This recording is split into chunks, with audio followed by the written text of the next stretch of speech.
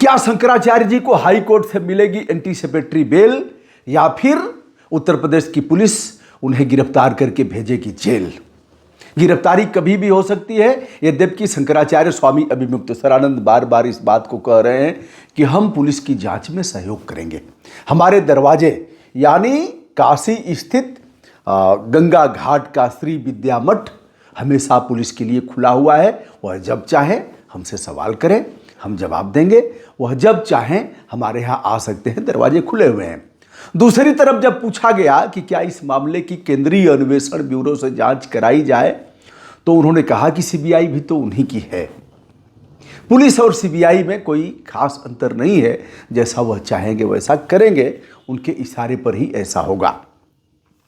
शंकराचार्य जी को यह लगा कि पुलिस हमें कभी भी अरेस्ट कर सकती है, तो हम एंटीसिपेटरी बेल क्यों न ले लें। अग्रिम जमानत के लिए बताते हैं कि इस मामले में उच्च न्यायालय इलाहाबाद में एक याचिका दाखिल की गई है कि हमें एंटीसिपेटरी बेल दी जाए। क्या है एंटीसिपेटरी बेल? यानी जब तक केस चलेगा, फिलहाल पुलिस उन्हें अरेस्ट नहीं करेगी। जांच में एंटीसिपेटरी बेल देते हुए न्यायालय कहता है कि आप जांच में सहयोग करेंगे, या न्यायालय यह भी कहता है कि अमुक दिन आप जाइए और फिर आईओ से कहता है कि आप इनका बयान लीजिए। आईओ यानी इन्वेस्टिगेशन अफसर, विवेचक, अनुसंधानक उनके यहाँ जा भी सकता है और वह स्वयं उनको बुला भी सकता है। दोनों चीज़ें हैं। और यह नोटिस जाएगी, नोटिस के क्रम में उनको वहाँ उपस्थित होना पड़ेगा।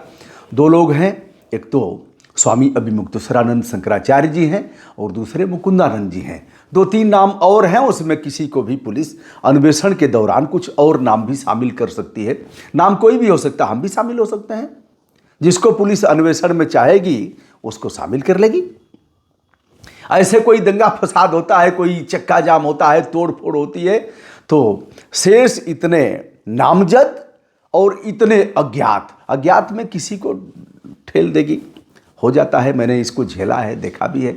एंटीसिपेटरी बेल को भी मैं जानता हूँ, हाई कोर्ट से कैसे, सुप्रीम कोर्ट से क्या होता है। मैंने स्वयं इसको अनुभव किया है अपने जीवन में, स्वयं के मामले में हमने किया है।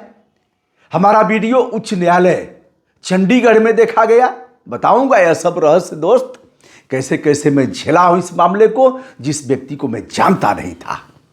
1000 किलोमीटर दूर, न कभी दूरभाष से हमारी बात हुई, न कभी मैंने उस व्यक्ति को जाना, और हमारे ऊपर केस। यह सब बाबा की देन है। बाबा की देन है। हीरो अगर अभी तक बचे हो ना, तो बाबा चापेगा आपको।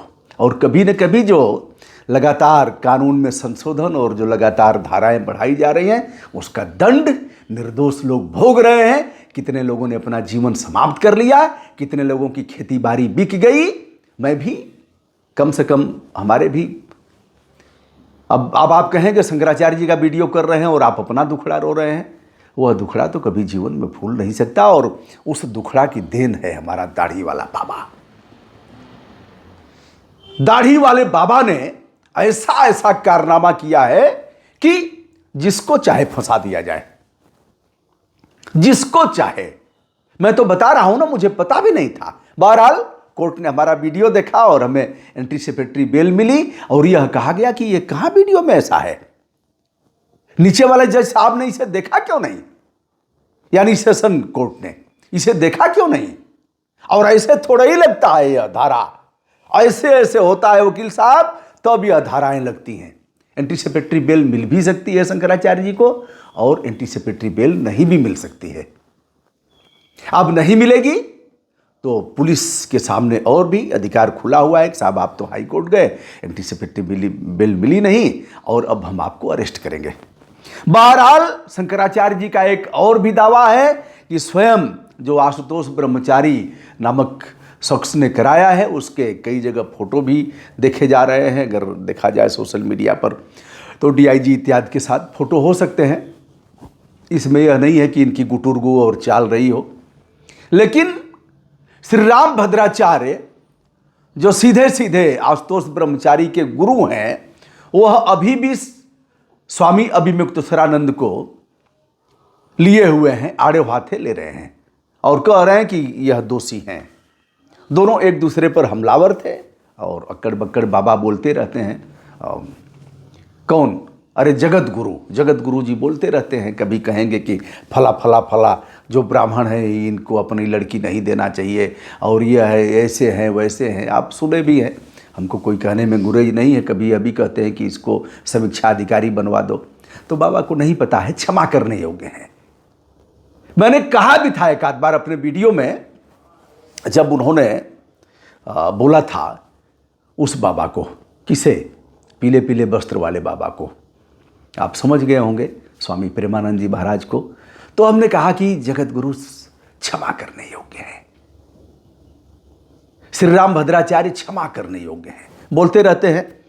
तो रिमोट तो उनके पास है, और राम भद्राचार्य जी के पास किसने ऐसा किया है, किसका रिमोट राम भद्राचार्य जी को संचालित कर रहा है, यह भी बताने की आवश्यकता नहीं है। कुल मिलाकर के यदि वह दोनों बच्चे, पॉक्सो लगा है, यह सामान्य धारा नहीं है। 2019 में, 2012 के बाद जो 2019 में संशोधन हुआ है, उसमें मृत्युदंड का भी प्रावधान किया गया है यदि पॉक्सो की गंभीर धाराएं अधिरोपित हुई है। पॉक्सो बहुत सी चीज़ें अगर विवेचन करेंगे तो बड़ा समय लगेगा।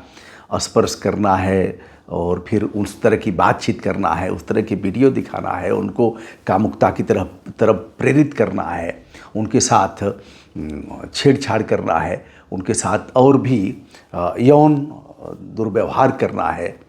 यह सब सारी चीज़ें आती हैं, और उसमें इस तरह के यौनाचार के बाद हत्याएं भी होती हैं बहुत से मामले में। तो इस तरह के मामले में मृत्युदंड का भी प्रावधान किया गया है, आजीवन कारावास से लेकर के मृत्युदंड तक का। बहरहाल जो धाराएं लगाई गई हैं वह इस तरह की नहीं है, लेकिन फिर भी यदि बच्चों का बयान हुआ है और बच्चों ने कहा है कि हमारे साथ इन लोगों ने ऐसे ऐसे किया, तो साजिश में मुकुंदानंद जी जाएंगे। 120 भी जो पहले था षड्यंत्र और साजिश, उसमें जाएंगे। वह भी गंभीर मामले हैं। और स्वामी जी का, लेकिन अब एक बात छन करके और आ रही है। कुछ परिवार पहुंचे हैं और बता रहे हैं कि साहब हम परिवार के साथ आए थे, हमारी बेटियां भी थीं, और आशुतोष ब्रह्मचारी ने कहा कि आप आरोप लगाओ कि हमारी बेटियों के साथ शंकराचार्य जी ने यौन अपराध किया।